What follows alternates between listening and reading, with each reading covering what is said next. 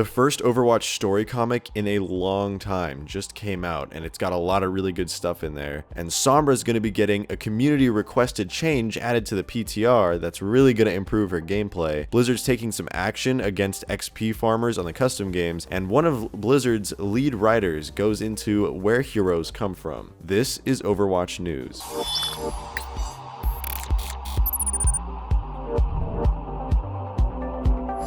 Hey, I'm RejectedShotgun. So while this new comic came out and is really cool and all, this SOMBRA buff is really crazy, and I want to talk about it before I talk about the comic at all. So SOMBRA didn't really need to be buffed, but this is a huge quality of life feature that will actually really improve the game.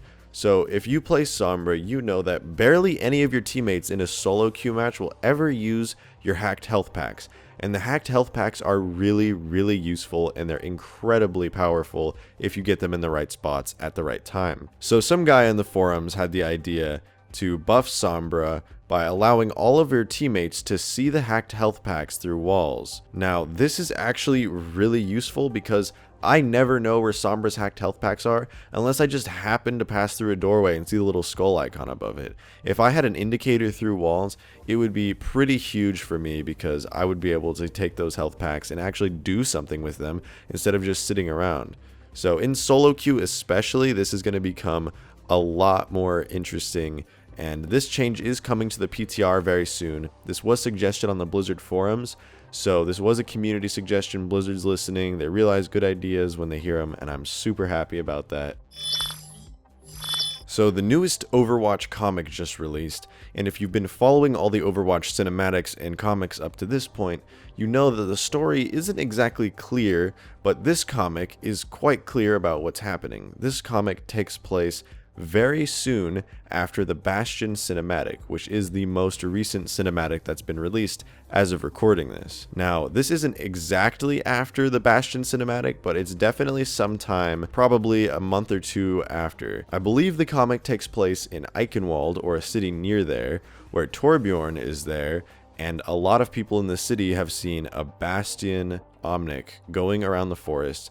And in the lore, of course, Bastion Omnics are death machines. They were one of the main forces in the Omnic War.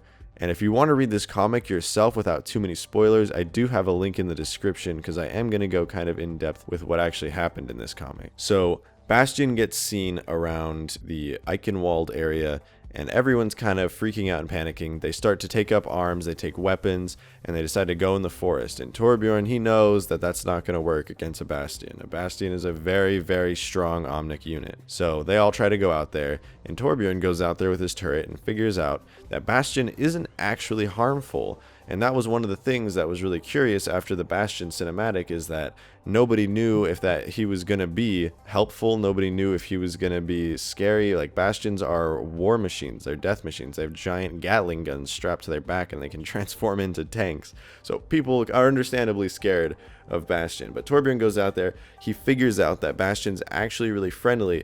And at the end of the comic, he finally helps Bastion and gets him out of the situation that he was in. And he's like, come on, Bastion, come with me.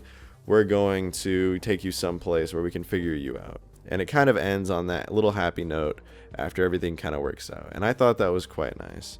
So this new comic is really awesome. I'm so glad they're continuing to go after cinematics and making a story that we can all follow. Some of the previous comics, you know, they've been like event-related comics here and there, and they haven't exactly been telling the story of Overwatch, and honestly, they're more of like filler content. And while of course they're still enjoyable, I'm glad to see some actual more storyline progression occurring in Overwatch.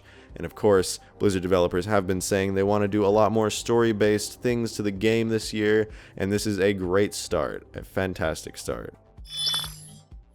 If you go on the server browser right now and you sort by most players, you're probably going to find a ton of servers saying join for free XP, XP farming, and a whole bunch of stuff like that. Basically, people are setting up matches where they set it in a skirmish mode so you can't be kicked, and the match just kind of goes, and you just idle there, and you go to work, you go to school, you go do whatever, and you come back and you've gotten a ton of XP from idling in these servers all day long, and it's just absolute free XP. Well, Blizzard is not very happy about this. They don't want you farming for free loot boxes. That is really pretty lame. And if you do that, Come on. Come on. I mean, I get it, but like, come on. So Blizzard is not happy with this at all. They are actually straight out banning people if they are caught doing this. So my message to you before I even continue talking about this story is, if you do this and you XP farm, you better stop, because you're gonna get banned. Blizzard is dead serious about this. They don't joke when it comes to their loot boxes.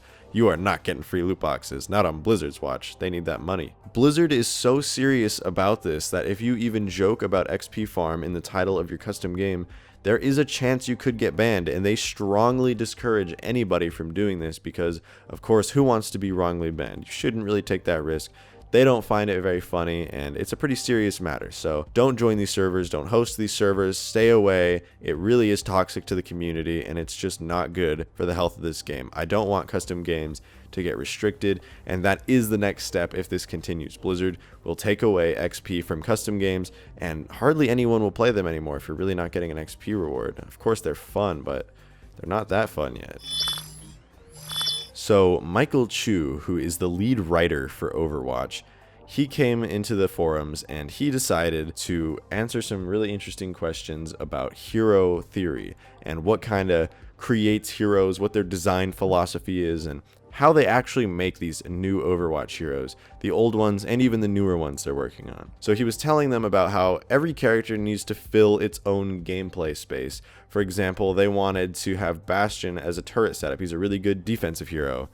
And then they needed a way to counter him, so you needed to be able to kill Bastion without getting in his line of sight. And so Junkrat exists. You can just lob the bombs over walls, and you'll hit Junkrat without actually having to look at him. And of course they wanted Pharah to use her rocket launcher. And then of course you're going to need a sniper to take out somebody in the air like that. So they have Widowmaker and Hanzo. And you kind of see the pattern here. They kind of make these heroes that work off of each other. And then, you know, of course they have really cool characters designed by the artists, like Zarya and Winston, of course. Very unique, very awesome looking. And there's actually a lot that goes into these heroes' designs. And I think it's really interesting. If you want to read this yourself, Michael goes into a lot of detail into this, his personal hero creation philosophy and how it all kind of works in the Overwatch team. So there's a link in the description if you want to read it. Very, very interesting read. If you didn't like this video very much, I'd recommend leaving a dislike. But if you did like it, you should totally like it. And if you liked it a lot and you wanted to see more of this, then you should subscribe to my channel, because I'm going to be uploading videos like this every week. It's totally worth it. Anyway, that's all I got for today's video. I'm RejectedShotgun, signing off.